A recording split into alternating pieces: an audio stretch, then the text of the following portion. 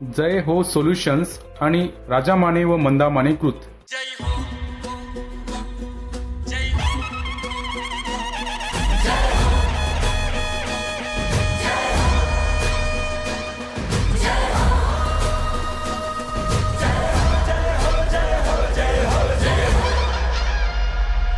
महाराष्ट्राचा तू जागर हो, निर्मितीचा तू सागर हो, उकेल्याची तू भाकर हो, दुःखितांची तू पुंकर हो.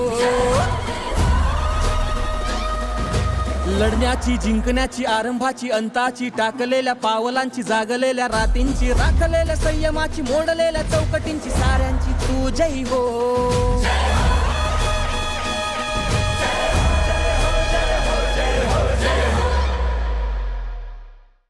नमस्कार. जय हो सोल्युशन्स कृत आणि राजा माने मंदा माने प्रस्तुत सह्याद्री वाहिनीवरील जय हो या विशेष मालिकेत आपणा सगळ्यांचं मनपूर्वक स्वागत. मिळो प्रत्येक मातेला सन्मान आणि सुखाचा आधार, नव्या जन्माच्या सोहळ्याला नसावा संपत्तीचा भार. प्रेमाच्या या सावलीत फुलू दे नवे आयुष्य छान, सखी सुखदा जपते आहे विश्वासाने मातृत्वाचा मान. नव्या जीवाचं स्वागत हे संपत्तीवर नाही तर केवळ प्रेमावर आधारित असावं, हा विचार घेऊन सखी सुखदा ही संस्था नावारूपाला आली. समाजाचा विकास मोजायचा असेल तर त्या समाजातील महिला आणि बालकांचं आरोग्य किती सुरक्षित आहे हे पाहणं महत्त्वाचं ठरतं. आज आपण सखी सुखदा या संस्थेबद्दल जाणून घेणार आहोत, ज्यांनी मातृत्वाचा प्रवास अधिकाधिक सुरक्षित आणि सन्मानजनक बनवला आहे. सखी सुखदाच्या स्मिता पाटील जी आज आपल्याशी संवाद साधणार आहेत, पण त्यांना भेटण्यापूर्वी पाहूया ही ध्वनी चित्रफीत. सखी सुखदा महिला कल्याण प्रतिष्ठानच्या संचालिका स्मिता समीर पाटील. पुण्यातील कोथरूड परिसरात राहणाऱ्या स्मिता पाटील या गेल्या 1 वर्षापासून गरजू आणि आर्थिकदृष्ट्या दुर्बल महिलांसाठी खऱ्या अर्थाने मातृत्वाचा आधार ठरत आहेत. स्मिता पाटील यांच्या संकल्पनेतून आणि महाराष्ट्र राज्याचे उच्च व तंत्रशिक्षण मंत्री आणि कोथरूडचे लाडके आमदार माननीय चंद्रकांतदादा पाटील यांच्या मार्गदर्शनाखाली सखी सुखदा महिला कल्याण प्रतिष्ठान ही संस्था स्थापन झाली. पुण्यातील वंचित, गरजू आणि उपेक्षित महिलांसाठी ही संस्था एक आशेचा किरण ठरली आहे. या संस्थेच्या माध्यमातून केवळ प्रसूती केली जात नाही, तर गर्भधारणेपासून ते प्रसूती पश्चात काळजीपर्यंतच्या सर्व आरोग्य सेवा पूर्णपणे मोफत पुरवल्या जातात. संस्थेने स्त्रीरोग म्हणजेच गायनेकोलॉजी आणि बालरोग अर्थात पीडियाट्रिक या दोन्ही क्षेत्रातील तज्ज्ञ वैद्यकीय सेवांना एकत्र आणले आहे, जेणेकरून माता आणि नवजात अर्भक या दोघांचेही रक्षण व्हावे.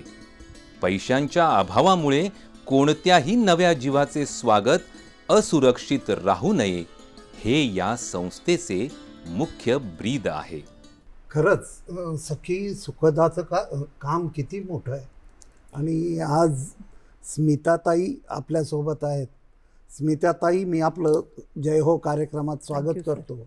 आणि कुठलंही मोठं काम उभं राहत असताना ते काम सुरू होण्यामागं काही ना काही कारण असतं, काहीतरी घटना घडलेली असते. तर सखी सुखदा सुरू होण्यामागं अशीच काही पार्श्वभूमी आहे का? हो सर, खरं सांगते मी तुम्हाला की सुरुवात कशी झाली. मी गेले 20-25 वर्ष मी आणि माझे पती कोथरूडमध्ये राहतो आणि आम्ही एक ऑर्गनायझेशन कॉर्पोरेट ऑर्गनायझेशन आमचं चालवतो आणि थ्रू द कॉर्पोरेट ऑर्गनायझेशन आम्ही खूप सोशल वर्क करतो. 2019मध्ये दादा झाले आमदार कोथरूडचे, आमचं भाग्य. आणि करोनासारखा पॅन्डेमिक आला. तर ड्युरिंग द करोना पॅन्डेमिक आम्ही खूप काम केलं. आम्ही खूप किट्स आमच्या प्रिमायसेसमधनं गोरगरिबांना वाटले आणि दादांचंही खूप जोरात काम तेव्हा सुरू होतं.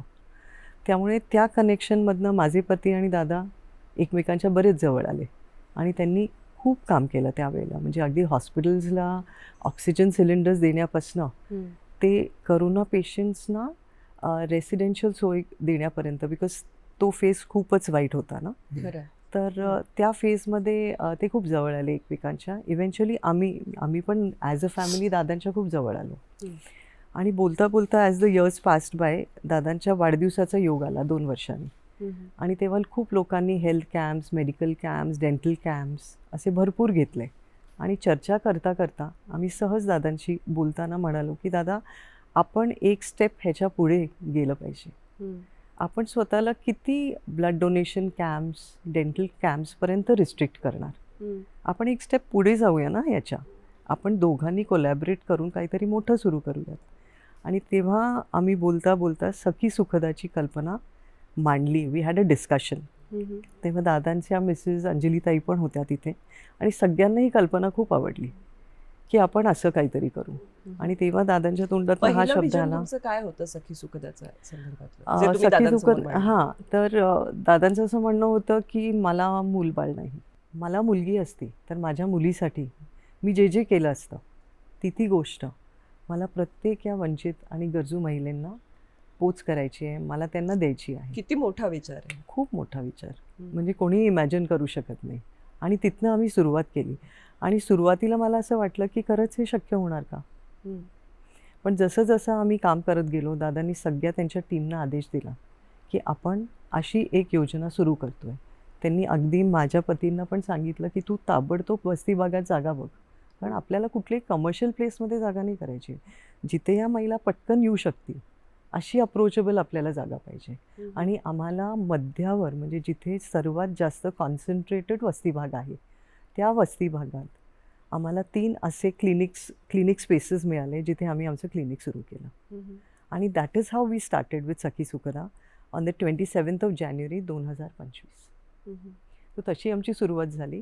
आणि तिथे आम्ही एक छोटासा कार्यक्रम आयोजित केला. आणि यू विल नॉट बिलीव्ह की पहिल्या दिवसापासून, म्हणजे आम्ही जो कार्यक्रम आमच्या अंगणातच आम्ही कार्यक्रम घेतला, त्या अंगणात ज्या दिवशी आम्ही कार्यक्रम घेतला त्या दिवशी आमचे 50 ते 100 रजिस्ट्रेशन झाले. आणि तशी आम्ही सुरुवात केली. ते आज ताग्यात आम्ही थांबलेलो नाही. भारतीय जनता पार्टी नावाच्या पार्टीचं काम करत असतानाही मोठ्या प्रमाणावर सामाजिक बांधिलकीच्या भूमिकेतून खूप प्रकल्प जे चालले आहेत, त्यातले प्रमुख 4 प्रकल्प प्रामुख्याने सखी सुखदा. सखी सुखदा ही कन्सेप्ट यातून आली की झोपडपट्ट्यांमध्ये नाव प्रेग्नन्सी आयडेंटिफाय झाल्यानंतर, म्हणजे गरोदर आहे महिला हे लक्षात आल्यानंतर नाव डॉक्टरांकडे नोंदवलं की खर्च सुरू होतो. आणि त्यामुळे बऱ्याच महिला ह्या 8व्या महिन्यापर्यंत नावच नोंदवत नाही. आणि त्यामुळे जे रेग्युलर स्कॅनिंग पाहिजे की बाळाची वाढ कशी आहे, त्या स्कॅनिंगच्या आधारे काही औषधं पाहिजेत, ते काही होत नाही. आणि मग अतिशय अशक्त बाळ जन्माला येतं. आणि त्यामुळे आम्ही 2ऱ्या महिन्यापासून पूर्ण डिलिव्हरीपर्यंत सगळे खर्च हे सखी सुखदाच्या माध्यमातून करतो. आमचे गायनाकोलॉजिस्ट आहेत, ते खूप रोज त्यांना मॉनिटर करतात, पौष्टिक खाणं देतात, औषधं देतात, इंजेक्शन देतात. खूप मोठी संख्या, माझ्या 1500च्या आसपास आता ही डिलिव्हरींची संख्या झाली की ज्यात नॉर्मल डिलिव्हरी असो किंवा सिझरिंग असो सगळंच आपल्या योजनेत केलं जातं. तशी 4 कामं पाहताना अनेकजण म्हणतात की हे तुमचं मानसिक समाधान आहे की आध्यात्मिक समाधान आहे. तर मानसिक समाधान हे सुरुवातीला असतं की एखाद्याची फी भरली आणि त्याच्या आईवडिलांनी मुलांनी आदर व्यक्त केला की आपल्याला बरं वाटतं. पण त्याच्या पुढची स्टेप जे आहे आध्यात्मिक समाधान, की ज्याच्यामध्ये तो आणि मी वेगळा नाहीच आहे, माझ्यासाठी केलं असतं तर मी त्यासाठी केलं. तर हे आध्यात्मिक समाधान अलीकडच्या काळामध्ये मला खूप मिळायला लागलं. किंवा माझ्या घरातल्या मुलासाठी केलं असतं तर माझ्याच घरातला मुलगा आहे. तर असं एक खूप चांगलं काम चाललं आहे. आपल्या माध्यमातून याला प्रसिद्धी मिळते, याबद्दल मी आनंद व्यक्त करतो. मला थोडे अधिक टप्पे समजून घ्यायला आवडतील की समजा एखादी महिला आपल्याकडे येते बरोबर. की जी गर्भवती आहे, बरोबर. बाळ अपेक्षित आहे, हो, तिथून हा प्रवास सुरू होतो का त्याही आधीपासून सुरू हो, नाही, सुरू होतो जेव्हा ती कन्सीव्ह झालेली असते आणि तिला कळतं की मी प्रेग्नंट आहे. ॲट दॅट स्टेज ती आमच्याकडे येते. बरोबर. मग तिला आपण प्राथमिक काय विचारतो की तू कोथरूडची रहिवासी आहेस. तर ती पटकन म्हणते की हो, मी कोथरूडची रहिवासी आहे. म्हणजे काय की नवरा कोथरूडचा आहे, सासू सासरे कोथरूडचे आहेत. So she gets an entry and she is allowed, कारण ती कोथरूडची रहिवासी आहे. ह्याच्या पलीकडे जाऊन आपण काय विचारतो की काय करतात मिस्टर, काय करतात. इन्कम साधारण किती आहे, हम्म. कारण ते गरजू लोकांसाठी आहे ना, बरोबर. कारण एक मर्यादा आहे काही त्याला पण. निकष लावणं भाग. निकष लावणं आहे, काही क्रायटेरियाज आहेत. बरोबर. तर बेसिक रिक्वायरमेंट इज की ती कोथरूडची रहिवासी पाहिजे. पण मग याच्यामध्ये माहेरवाशीण आणि सासूरवाशीण असा फरक होतो का? कारण अनेकदा आपल्याकडे बाळणपण होतं. माहेरी केलं जातं होतं होतं. वगैरे, या दृष्टीने. तर ती येऊन म्हणते की नाही, आता मी लग्न होऊन सोलापूरला गेले, पण माझे आई वडील इथे राहतात, तर तरी शी इज एलिजिबल. बरोबर. तरीही शी इज एलिजिबल, कारण हे तिचं माहेरी आहे आणि तिचं सासरी आहे. बरोबर. तर सासर माहेर दोन्ही कोथरूडचं असलं तर शी इज ॲब्सोल्युटली एलिजिबल. Correct. तर त्यामुळे तो एक मेन क्रायटेरिया, आणि त्याच्यानंतर तर इन्कम प्रूफ आणि मग बेसिक डॉक्युमेंट्स. पण असं आमचं काही खूप क्रिटिकल नाही आहे. आणि मग तिथून पुढे आपण काय काय सुविधा असतात किंवा काय टप्पे असतात? समजा दुसऱ्या महिन्यात ती आली, महिला गर्भवती आहे आणि दुसऱ्या महिन्यात ती आली, आपले जे इन हाऊस MD गायनकोलॉजिस्ट आहेत ते लगेच त्यांना तपासतात. त्यांना स्टेजेस सांगतात की तुला आता 4 स्टेजेसचे सोनोग्राफीज आहेत, जे तुला आमच्याकडनं कम्प्लिटली मोफत मिळतील. त्याच्यानंतर तुझे ब्लड इन्व्हेस्टिगेशन्स हे रेग्युलरली केले जाणार, तेही तुला कम्प्लिटली मोफत मिळतील. आणि तू काय काय केलं पाहिजेस, म्हणजे तुझं डाएट काय असला पाहिजे, तू कुठली काळजी घेतली पाहिजे, आणि तू कुठल्या कुठल्या गोष्टी केल्या पाहिजे ज्या महत्त्वाच्या आहेत, या सगळ्या ते समजावून सांगतात. बरं. आणि त्याच्यानंतर when she reaches the 8th month of pregnancy, तेव्हा आपण तिला एक चिठ्ठी देतो. त्या चिठ्ठीतनं तिने आपल्या ज्या टायअपचे 3 हॉस्पिटल्स आहेत, 3 ते 4 हॉस्पिटल्स आहेत, मेन प्रायव्हेट हॉस्पिटल्स, आता ती जिथे राहते तिथनं जवळ, जितकं जवळ असेल त्या हॉस्पिटलचा आम्ही तिला रेफरन्स देतो. तिने जाऊन त्या डॉक्टर्सना भेटायचं जे तिथे आहेत, तिचा ANC कार्ड घेऊन, जो आम्ही तयार केलेला आहे, की तिच्या टप्प्यांमध्ये काय काय इन्व्हेस्टिगेशन्स आम्ही बघितलेले आहेत. मग आमची एक टीम त्या डॉक्टर्सबरोबर कोऑर्डिनेट करते आणि मग ते डेलिगेट करतात डॉक्टर तिला. So after the 8th month तिने तिथेही जायचं आहे आणि इथेही यायचं आहे. बरोबर. म्हणजे इतकं केअरफुली आम्ही सगळं मॉनिटर करतो, इतकं केअरफुली आम्ही सगळं एक्झामिन करतो. 9व्या महिन्याची जेव्हा तिची तारीख जवळ येते, तेव्हा सखी सुखदाकडनं तिला एक पत्र जातं. त्या पत्रामध्ये तिचं नाव, तिचा ॲड्रेस, ब्रीफली तिची हिस्ट्री, हॉस्पिटलचं नाव आणि आमचे सही शिक्के हे त्याच्यावर असतं. ते घेऊन तिने हॉस्पिटलमध्ये जायचं. ती हॉस्पिटलमध्ये गेली की तिने रिसेप्शनला तो डॉक्युमेंट द्यायचा. त्या डॉक्युमेंटशिवाय she will not be entertain. तो डॉक्युमेंट दिला की तिला कुठलीही पैसे, advance, money, she doesn't have to pay anything. So that is our payment for हर.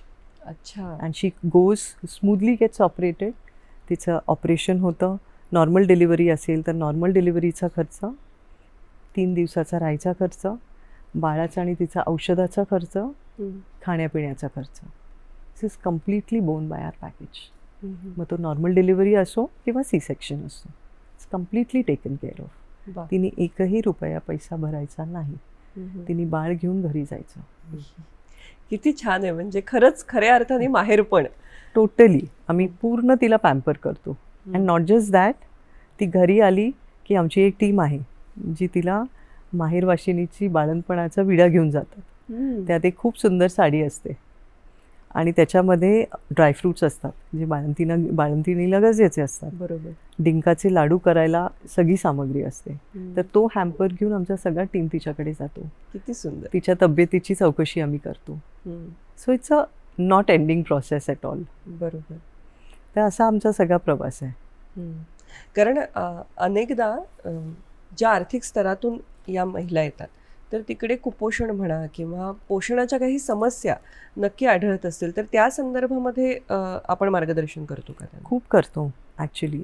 तो तर मेन अंडरलाईन प्रॉब्लेम आहे. एक तर HB खूप कमी, खाण्यापिण्याचे प्रॉब्लेम्स, त्यामुळे आम्ही प्रोटीन पावडर्सपासून फूड कन्सल्टेशन, आणि जे अफोर्ड करू शकत नाही त्यांच्या घरी आम्ही घरपोच fruits, eggs or what ever is required till the delivery is completed, तोपर्यंत आम्ही आमचे 2 रिप्रेझेंटेटिव्स, कोऑर्डिनेटर्स ठेवलेले आहेत जे त्यांना घरपोच देतात. आणि आम्ही त्यांचे वेट मॉनिटर करतो. समजा एखादी आपली महिला, आपली सखी विसरली कन्सल्टेशनला यायला, तर तिला फोन जातो की का गं बाई तू आली नाहीस, मग ती लगेच येते. म्हणजे there is a personal touch to everything. आम्ही पर्सनली मॉनिटर करतो प्रत्येक गोष्ट. असं किती जणींचं माहेरपण तुम्ही केलं आतापर्यंत? The figure might sound unbelievable, but 1900. ताई याच्यामध्ये अडचणी खूप येत असतील ना आपल्याला? हे सगळं अडचणी खूप execute येतात करत सर, असताना. अडचणी खूप येतात. पण एक माझ्या लक्षात राहिलेली एक प्रेग्नन्सी मला तुम्हाला नक्की सांगायला आवडेल थोडक्यात. एक पेशंट होती आणि ती 4थ्या महिन्यात आमच्याकडे आली. जेव्हा तिचा NT स्कॅन आणि अनॉमली स्कॅन आम्ही केला तेव्हा आम्हाला लक्षात आलं की हिला ट्विन्स आहेत आणि त्या ट्विन्समधल्या एका बेबीला हॅड अ कोजेनिटल डायफ्रोमॅटिक हर्निया असा एक आजार होता. म्हणजे काय की पोटाच्या आणि छातीच्या मध्ये जो पडदा असतो ना, त्या बाळाच्या त्या पडद्यात छिद्र होती आणि त्याच्यामुळे पोटाची जे अवयव असतात आपले ऑर्गन्स असतात ते वर ऑल कमिंग अप आणि तिच्या लंग्सला ग्रोथला स्कोप नव्हता.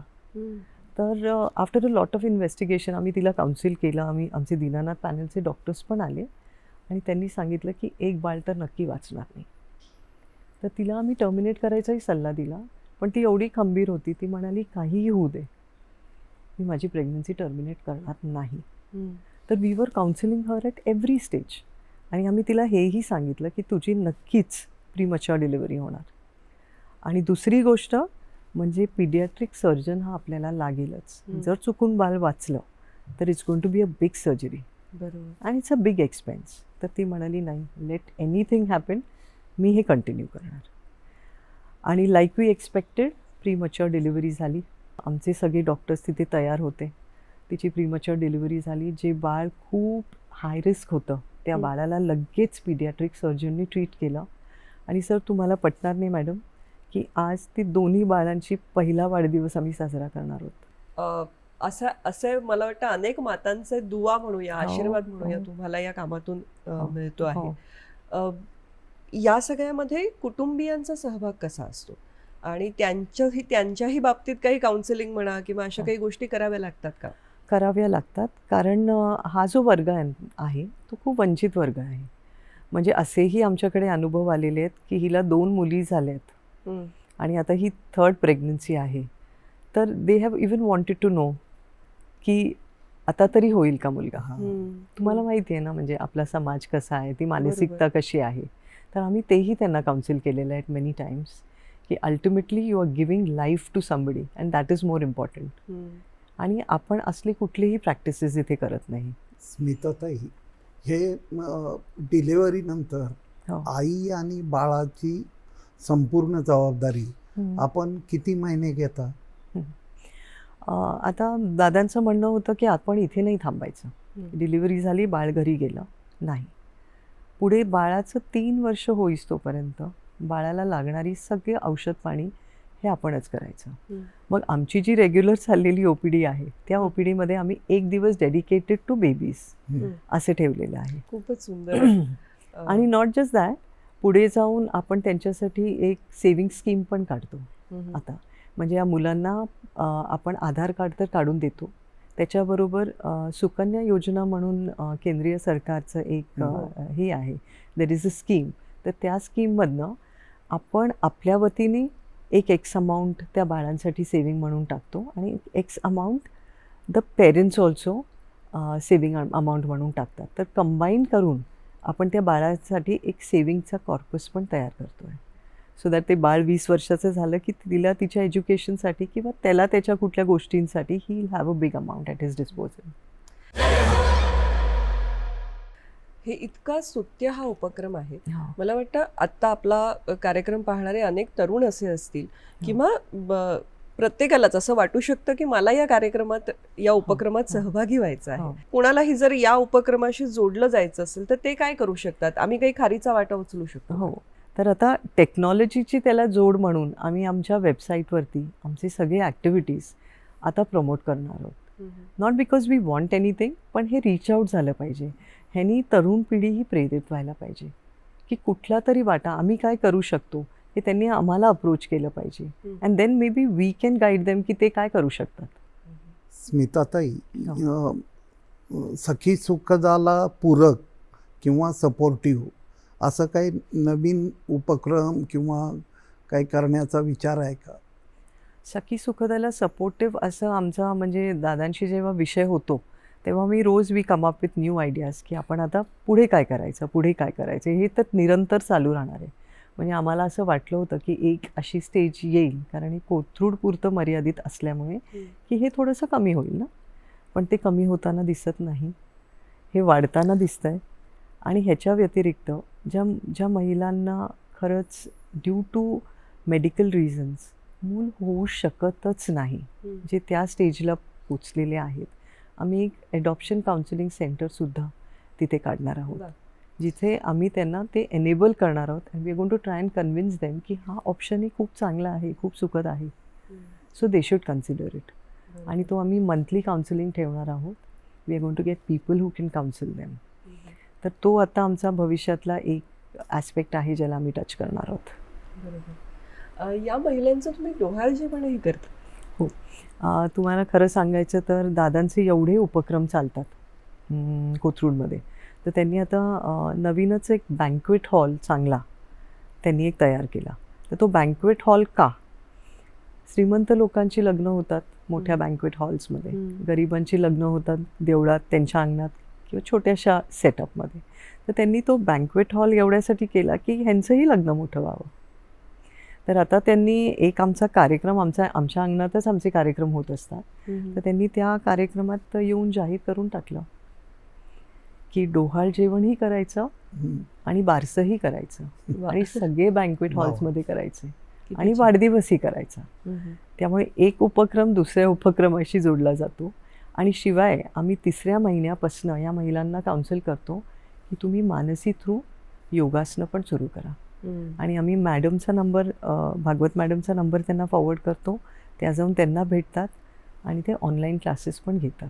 त्यामुळे असे दादांचे 2 प्रोजेक्ट्स आमच्या प्रोजेक्टलाही जोडला गेलेला आहे. अंजलीताईंचा यात किती सहभाग घेता? अंजलीताईंचा रोल खूप मोठा आहे. सातत्याने फोन करून मला प्रत्येक गोष्टीची विचारपूस करणं.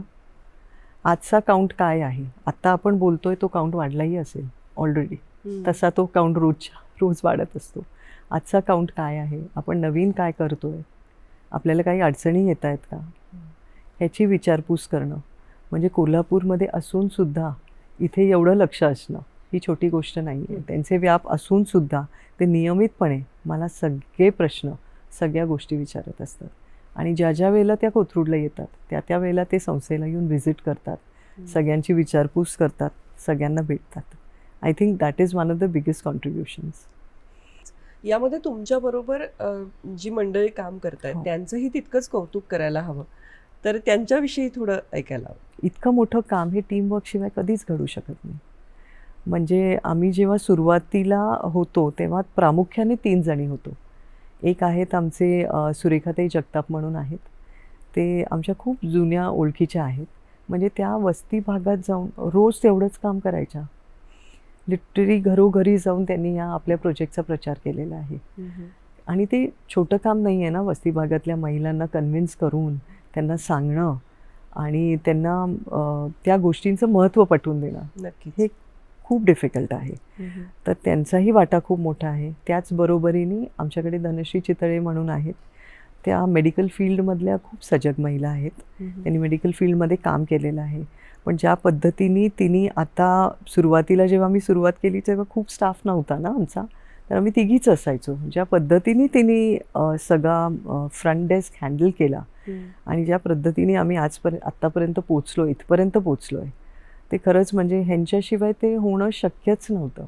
So important. त्याचबरोबरीने माझे मिस्टर ज्यांनी आम्हाला खूप मदत केली आमचं क्लिनिक सेटअप करण्यामध्ये. ते जी बिल्डिंग आहे ती आपली SRAची बिल्डिंग आहे, म्हणजे स्लम रिहॅबिलिटेशनची बिल्डिंग आहे. त्यातले बिल्डर्स, त्यांचंही सहकार्य झालं. आणि असे अनेक लोक आहेत, म्हणजे मी नावं घेतली तर दिवसही पुरणार नाही आपल्याला. There are so many people.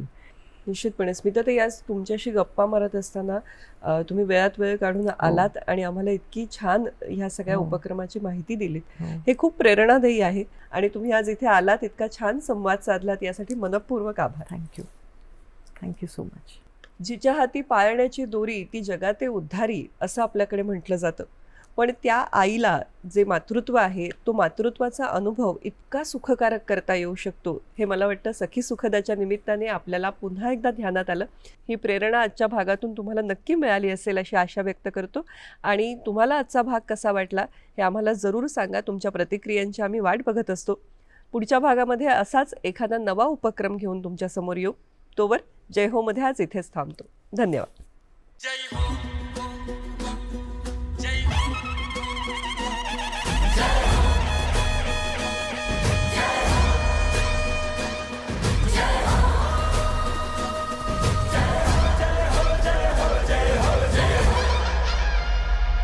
महाराष्ट्राचा तू जागर हो, निर्मितीचा तू सागर हो, भुकेल्याची तू भाकर हो, दुःखितांची तू पुंकर हो.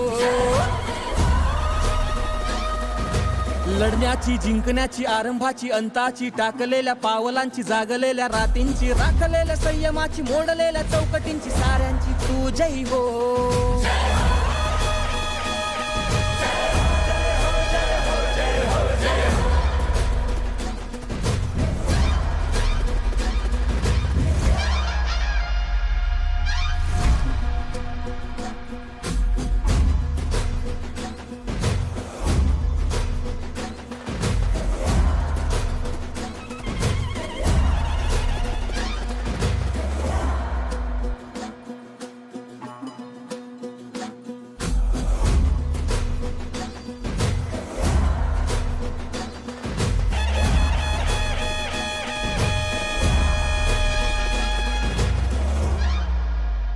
जय हो सोल्युशन्स आणि राजा माने व मंदा माने कृत